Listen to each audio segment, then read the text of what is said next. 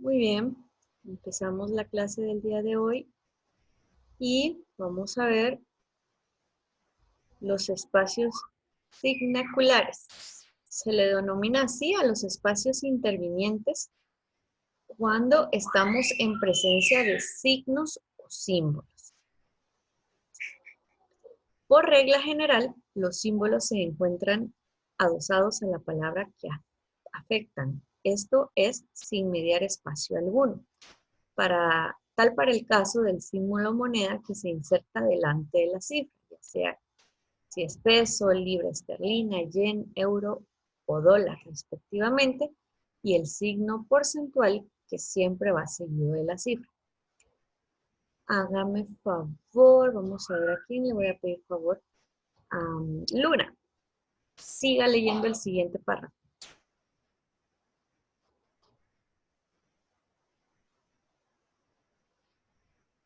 Luna.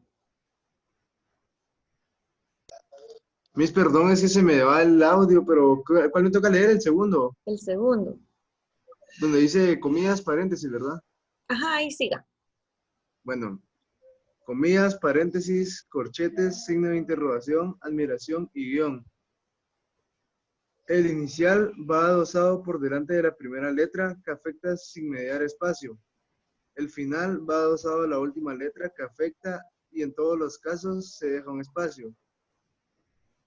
Para continuar escribiendo la próxima palabra, a menos de que exista un punto. Excelente. Hágame favor, Pablo Espatar, leer lo siguiente. Ahí, se me había salido Pablo. Kevin, por favor, lea usted. Bueno, ahorita. Punto y coma. Bueno, regla de Buenos los días. puntos, punto y coma. ¿Leo yo o lee él? Usted, Kevin, Ajá, siga. va. Punto y coma. Punto de abreviatura, dos puntos, puntos suspensivos y coma se deja un espacio antes de escribir la próxima palabra. Ocasionalmente, luego de estos signos de palabras que siguen, pueden escribirse con minúsculas, no así para los puntos que siguen. Punto seguido. Se dejan dos espacios antes de comenzar a escribir la próxima palabra. Punto aparte de párrafo se hace un doble interlineado. Punto final se cierra con un guión y a continuación del punto. En todos los casos de punto, este se encuentra adosada a la letra final de la oración sin medir un espacio. Muy bien. Yo sé que ustedes, la mayoría ya saben estas cosas, pero esto les va a servir mucho para el otro año. El otro año les toca redactar su seminario, si no estoy mal también tienen que entregar un informe de práctica. Y esto de los párrafos y de el punto de aparte, a veces no lo hacen bien. Porque el punto de aparte, en vez de dar el doble interlineado que dice ahí, lo siguen justo debajo del punto, de la línea final, digamos, y entonces ya no es punto y aparte, es como un punto y seguido nada más. Entonces deben poner atención a que cuando termina el párrafo y tienen que dejar dos espacios hacia abajo, ¿sí? Pongan atención en eso. Muy bien, Salinas, léame lo que sigue, por favor. ¿Qué cosa es? Lea lo que sigue, ahí se lo dejé, el uso del punto en el programa de Ya. redacción. Pon atención.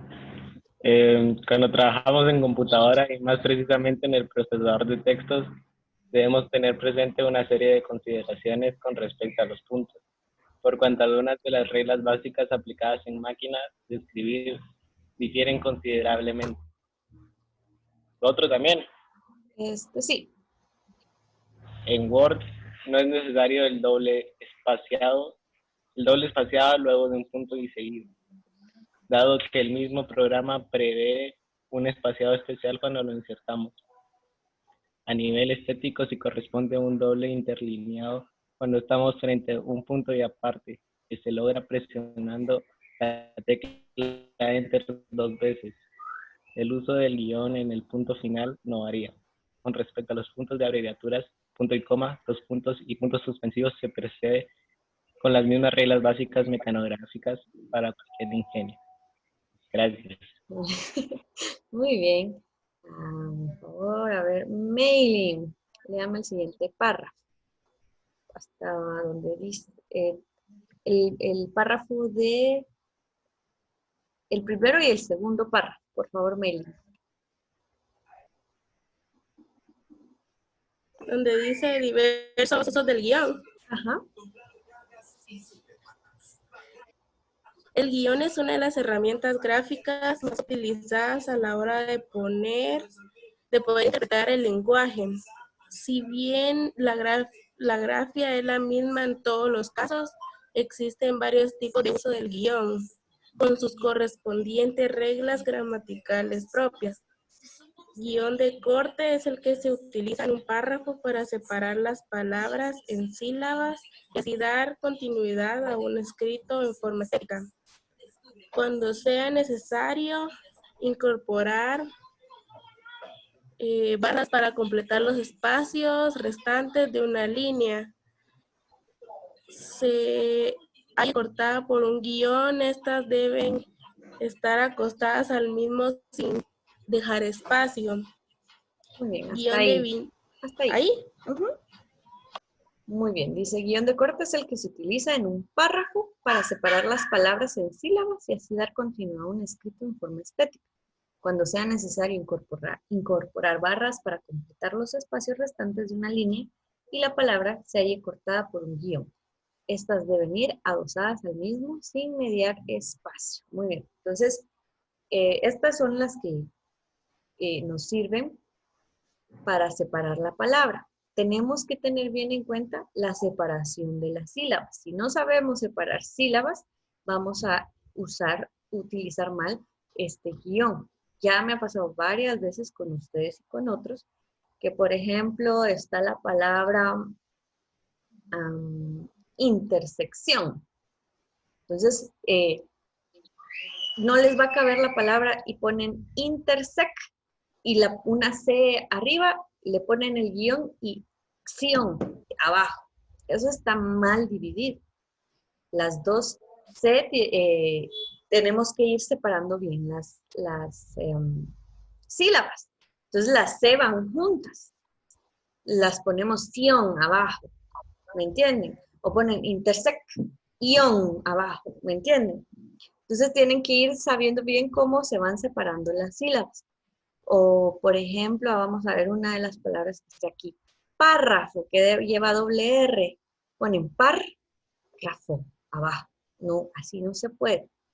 Pa-rafo abajo. Entonces, vayan viendo bien las letras cuando escriban y tengan que utilizar guión. Bueno, a ver, ¿quién no ha leído? Pablo Archila, lea guión de viñeta y guión de diálogo, por favor. Guión de viñeta es aquel que se utiliza para un listado taxativo de cosas. Se escribe uno en cada línea. Antes de comenzar con la descripción, se debe dejar un espacio. Guión de diálogo es aquel que en un escrito describe la intersección entre varias personas con sus dichos en forma literal. Existen dos modalidades de uso. O bien se incorpora delante del guión el nombre del actor entre paréntesis o simplemente se lo ejecuta en forma de viñeta. En estos casos se debe dejar un espacio antes de comenzar con la primera palabra. Excelente. ¿Vamos bien hasta ahí? El guión de viñeta es cuando hacemos un listado de cosas y el guión de diálogo es cuando vamos a cambiar de interlocutor. Entonces, si voy a escribir lo que yo estoy narrando la historia y en eso, en mi historia, va a hablar el personaje principal, agrego un guión de diálogo. Y entonces ahí dice, puedo poner entre paréntesis el nombre del que va a hablar o simplemente pongo el guión de diálogo y empiezo a poner, fulano dijo, y guión de diálogo y lo que dijo. Punto, separo y sigo narrando. Ese es el guión de diálogo. Y por último, por favor, Xiomara, lea el guión de unión. Yo tenía activa mi cámara y no. Guión de unión. Ajá. Es el que se utiliza para crear palabras compuestas En este caso, el guión forma parte de la nueva palabra, por lo que no debe existir espacios a los lados, quedando por tanto totalmente incorporando a la misma. En el caso de que utilizáramos el guión para expresar lapsos de tiempo, fechas o años, este deberá estar separado por un espacio a cada lado. Excelente. Muy bien. ¿Y quién me falta? ¿No está Emily? Miss me dijo que se le fue la señal de su casa. Ah, bueno. Miss, Vamos. Pablo Pues, no la guió, Miss. Pablo Ishpatá, ¿verdad? Hágame el favor, Sí, Pablito. tiene que- Léame guión de aclaración y guión de cierre. Con mucho gusto. Gracias. Guión de aclaración es utilizado para ayudar a comprender una expresión anterior. En este particular caso funciona a modo de los signos dobles, paréntesis, corchetes, etc. Ajá. Digo, Sigo.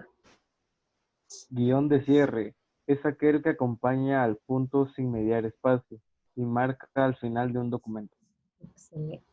Entonces, guión de aclaración lo utilizamos casi igual que el paréntesis, ¿sí?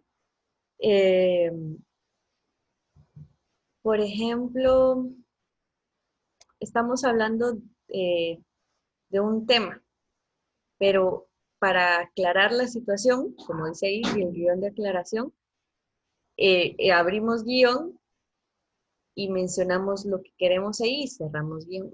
Como por ejemplo, como les dijera yo. Por ejemplo,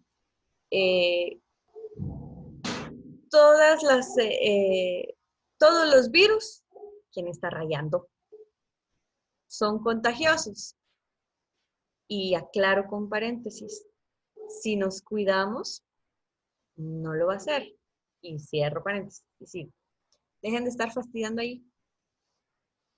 Muy bien. Vamos con el uso del apóstrofe. Este lo voy a leer yo y el asterisco. Cuando consignamos un año calendario en particular de la era cristiana antes de Cristo, acaecido en los últimos 100 años, y queremos evitar escribir los dos primeros números, estos se reemplazan con el apóstrofe seguido sin espacio por el año en cuestión. Los 70s, por ejemplo, 1970 con el apóstrofe. 07 significa 2007.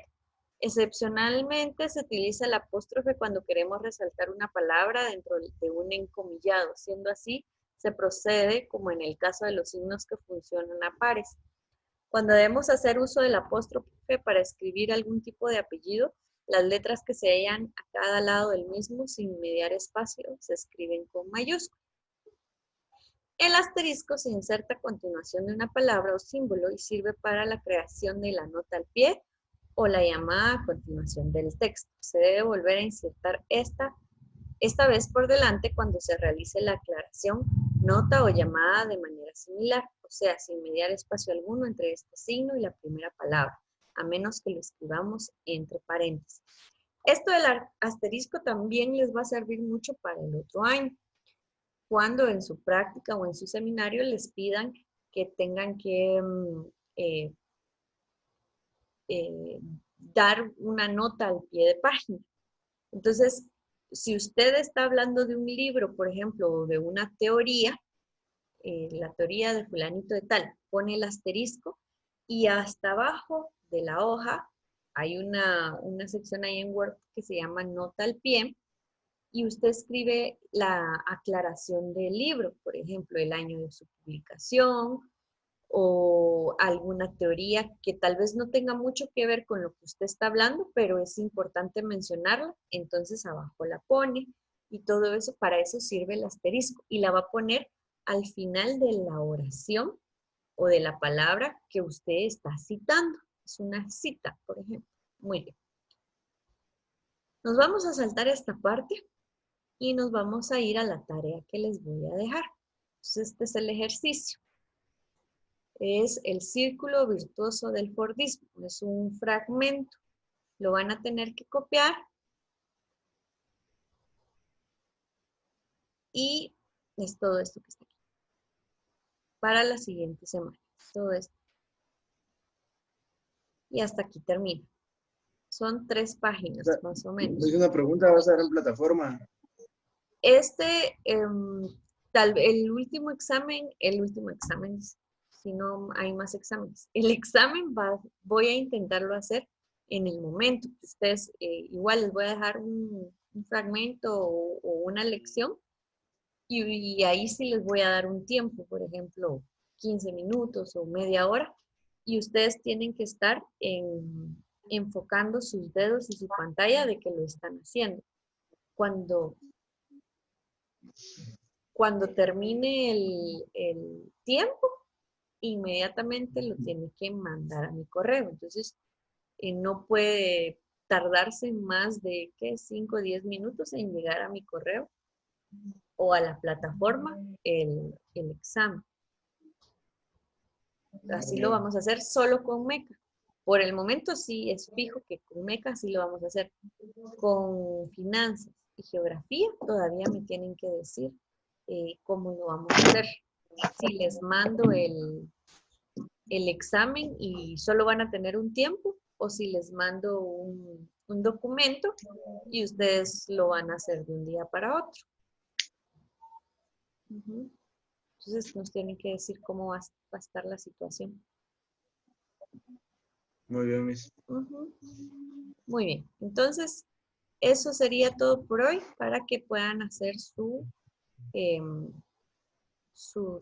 tarea.